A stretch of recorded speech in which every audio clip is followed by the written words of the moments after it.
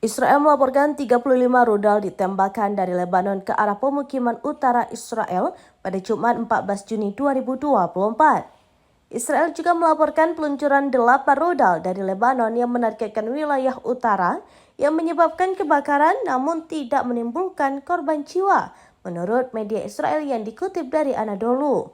Setelah sirine berbunyi di pemukiman Kiryat Shmona di utara, sebuah rudal terdeteksi mendarat di daerah terbuka di luar kota.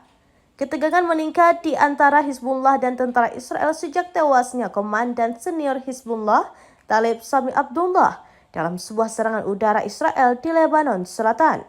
Sebagai pembalasan, Hizbullah meluncurkan 150 roket ke Israel Utara pada hari Kamis, menyusul rentetan 215 roket dan serangan pesawat tak berawak pada hari Rabu kemarin. Ini menandai peluncuran roket dalam satu hari terbesar oleh Hizbullah sejak konfrontasi dimulai pada 8 Oktober 2023.